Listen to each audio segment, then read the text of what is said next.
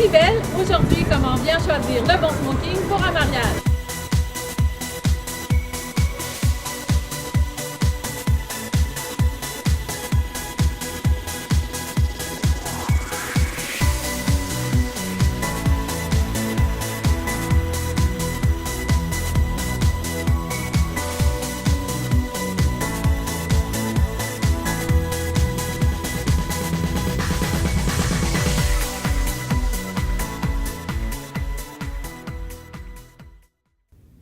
Pour nous aider à décortiquer le tout, j'ai le grand honneur de recevoir Stéphane Leduc, journaliste et animateur de la mode. Bonjour Stéphane. Bonjour. Stéphane, la tenue doit convenir parfaitement à la personnalité et au style de chacun. Et comme les hommes ils ont beaucoup de choix, est-ce possible de nous en faire un petit survol de quelques-uns? Oui, c'est vrai, c'est bien de dire qu'il y a beaucoup de choix parce qu'on a l'impression, étant donné que c'est un costume, un complet, le smoking existe en plusieurs versions, beaucoup plus qu'on pense en fait. Donc c'est important d'identifier les styles. Je dirais que le premier style qu'il faut penser, c'est le classique, c'est le noir en fait, déjà au départ. Parce que c'est celui qui va à toutes les occasions, c'est celui qui met en valeur la mariée, parce que dans le fond, le début, ou en tout cas l'intention de cette cérémonie, c'est de mettre en valeur la mariée. Donc le complet noir va très bien. C'est sûr qu'il se porte idéalement avec le nœud papillon, mais c'est pas obligatoire non plus, on pourra en reparler aussi. Il y a des détails qui semblent pas importants, mais qui le sont aussi, comme les chaussures. Idéalement, la chaussure classique, là, c'est la chaussure en cuir verni. Ça a l'air étrange les premières fois parce qu'on n'est pas habitué, mais c'est du cuir, c'est pas du plastique, là, idéalement. Là. C'est vraiment un cuir qui a été verni, qui est poli, qui est très beau, qui met aussi... c'est la touche finale, en fait, dans l'ensemble, parce qu'on sait que les femmes vont insister beaucoup sur les chaussures, mais les gars s'en foutent très souvent, alors qu'ils ne devraient pas. Donc, c'est une coupe qui doit être aussi ajustée, mais pas trop. La taille est importante. Les gens oublient souvent, surtout les hommes, ils ont tendance soit à choisir trop grand ou trop petit. Trop serré, mais c'est pas mieux parce qu'ils seront pas confortables. Puis trop grand, c'est pas élégant non plus. Donc, le noir, c'est un choix sécuritaire. Stéphane, au niveau des couleurs, on s'aperçoit que de plus en plus, les robes de mariée, on voit des motifs, des robes colorées, même on voit des robes de mariée qui sont noires. Est-ce que cette tendance s'applique aussi pour les tenues pour hommes? Un peu aussi. On a vu, entre autres, une autre couleur qui devient le nouveau classique, je dirais, c'est le bleu très foncé, qui se rapproche du noir, le bleu marin, en fait. Mais j'aime bien, moi, parce que ça fait un beau contraste, surtout si les revers sont noirs, par exemple, comme le costume qu'on voit en ce moment. C'est intéressant.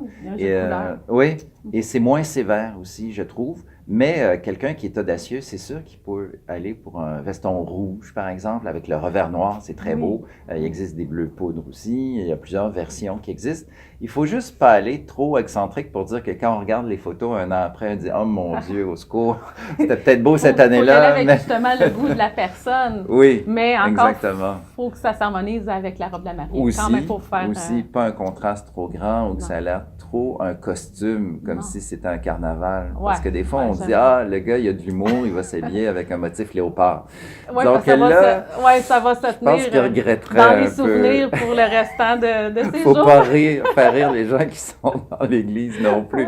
Donc, il faut y penser. Mais il existe maintenant de très belles couleurs aussi. Je trouve ça intéressant. Ça fait moins strict, moins sévère. Puis on peut se permettre plus de choses maintenant. Mais le bleu est aussi une couleur qui va à beaucoup de monde. Donc, quelqu'un qui hésite, qui trouve le noir vraiment trop sévère, je dirais que le bleu, c'est la deuxième option. C'est vraiment une couleur très tendance parce qu'on le retrouve même dans les costumes, les habits. Une chose que j'aimerais souligner, c'est les fameux boutons du veston. On n'y pense pas non plus. Il y a 1, 2 ou 3 boutons. Le 1 bouton, qui est le modèle qu'on voit, c'est aussi le modèle le plus facile à porter. Je trouve ça bien parce que par rapport à quelqu'un qui est plus petit ou quelqu'un qui est plus grand, ça va vraiment à tout le monde. Et aussi, ça donne une ligne qui est vraiment, selon moi, élégante aussi, qui ne fait pas trop ancien ou trop vieux. Quelqu'un de plus grand, par contre, peut vraiment porter le 2 boutons et même jusqu'aux 3 boutons, mais le 3 boutons se porte pas mal moins maintenant. Et il y a aussi une tendance, et ça, on verra peut-être pas des images, mais c'est le veston croisé. Ça, c'est vraiment un style qui est redevenu très fort. C'est vraiment le veston qui se croise. Moi, je trouve ça vraiment très, très élégant. Ça rappelle un peu les années 50, puis il y a eu une période où les gens trouvaient que c'était vraiment dépassé, que ça ne se portait plus. Mais maintenant, il est très bien coupé, très bien fait. C'est vraiment un modèle, selon moi, qui va prendre beaucoup d'ampleur. C'est très populaire en Italie, en Europe. Et je sens qu'ici aussi, ça va devenir très populaire. Je pense aussi que la tendance va vers tous les motifs, puis justement les petits détails, comme des plis. Je Je pense que ça s'en va vers ça. Absolument. Une autre chose qui peut être intéressante, puisque beaucoup de mariages sont l'été ou au printemps, c'est le modèle soit coquille d'œuf, c'est-à-dire c'est un blanc cassé. Et ça, c'est intéressant aussi. Ça peut être un blanc pur, mais le blanc pur, c'est difficile à porter. En tout cas, il faut que ce soit de très, très grande qualité. Parce qu'il faut se dire qu'un veston blanc, on voit tous les défauts. Alors que le noir, ça camoufle tout. Le blanc, là, si c'est mal coupé, si le tissu n'est pas beau, et si moindrement la personne n'est pas en super forme, c'est-à-dire que ça ne va pas au gymnase, là, le blanc il peut avoir l'air aussi, c'est vrai. Le blanc cassé, exactement. Ça aussi, coquille d'œuf. Ça, c'est peut-être un peu plus facile aussi.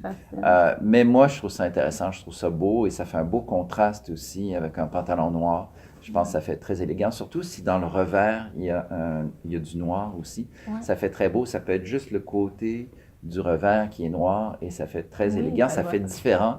Et je trouve que ça fait printemps-été aussi, avec le contraste, avec le nœud papillon noir, c'est très beau. Ça pourrait presque être porté avec un nœud papillon blanc, mais le noir, je trouve, c'est mieux. C'est mieux de faire les contrastes aussi. J'ai fait une petite enquête auprès des hommes dans mon entourage. Et tous sont un peu à se poser la question, est-ce que c'est mieux de porter la cravate ou le nœud papillon? C'est une bonne question. Oui. Je dirais que j'irais, moi, pour le classique, c'est-à-dire que le nœud papillon. Surtout que même chez les jeunes, c'est redevenu pas mal à la mode de porter le nœud papillon. J'imagine aussi, c'est le fait que, en général, dans la vie de tous les jours, on est porté les hommes sont portés à plus porter des cravates. Donc là, c'est une occasion spéciale, ils peuvent se permettre d'aller dans oser, ça change vraiment l'allure. Puis on voit que le veston, étant donné qu'il se porte vraiment fermé pendant le mariage, si le veston est ouvert, je dirais peut-être la cravate.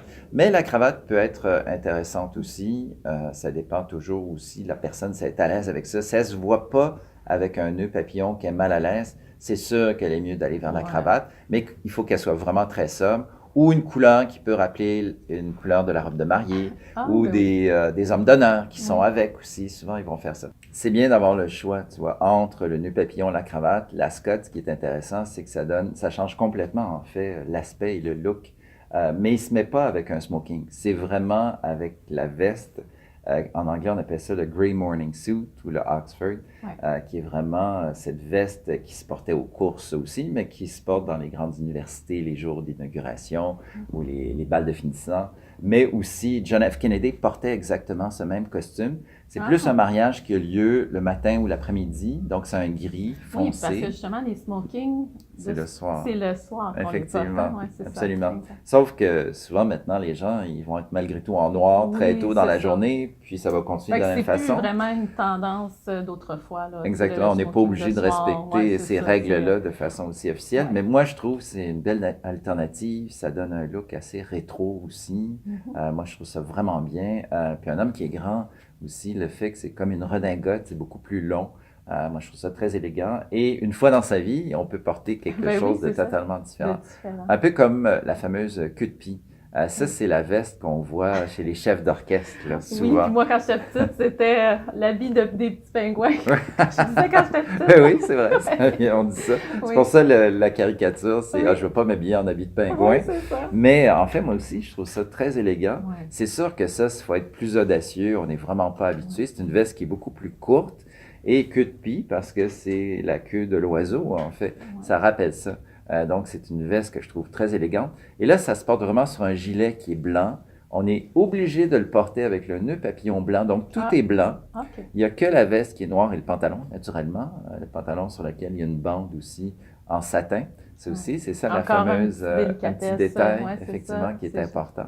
Mais ça, j'adore aussi. La queue de pie, c'est certain que c'est une chose audacieuse. On porte vraiment pas ça tous les jours. Mais je pense que c'est temps d'en profiter. Le jour de son mariage, c'est sa journée. Il faut vraiment en profiter au maximum.